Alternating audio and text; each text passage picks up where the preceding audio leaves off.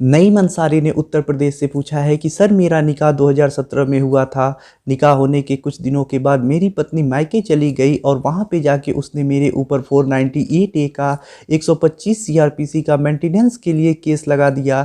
अभी वर्तमान में मेरा केस चल रहा है और केस लड़ते लड़ते मैं परेशान हो चुका हूं और ऐसे में मैं दूसरा निकाह करना चाहता हूं।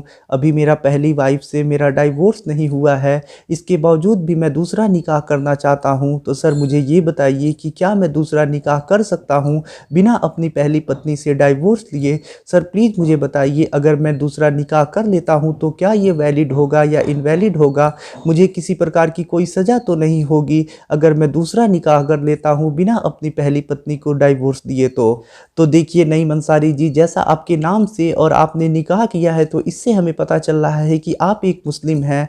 जो भारतीय दंड संहिता की धारा 494 होती है वो सिर्फ हिंदू के लिए होती है, यानी जिन लोगों के ऊपर हिंदू विधि लागू होती है उन्हीं के लिए भारतीय दंड संहिता की धारा 494 होती है। तो अगर एक हिंदू है वो दूसरा विवाह कर लेता है अपने पति या पत्नी के जीवन काल में, यानी अपने साथी के जीवन काल में बिना डाइवोर्स लिए, तो उसके ऊपर भारतीय दंड संहिता की धारा 494 लागू होती है और वो इस धारा के अंतर्गत अपराधी होगा।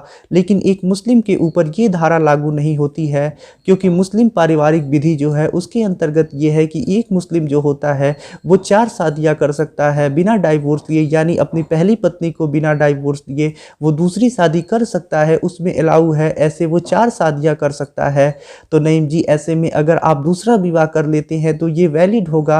आपकी पत्नी आपके ऊपर किसी प्रकार का कोई केस नहीं कर पाएगी। अगर आप एक मुस्लिम हैं तो अपने साथी के जीवन काल में बिना उससे डाइवोर्स लिए आप दूसरा विवाह कर सकते हैं, ये वैलिड होगा और आपके ऊपर आपका साथी भारतीय दंड संहिता की धारा 494 के अंतर्गत केस दर्ज नहीं करा पाएगा।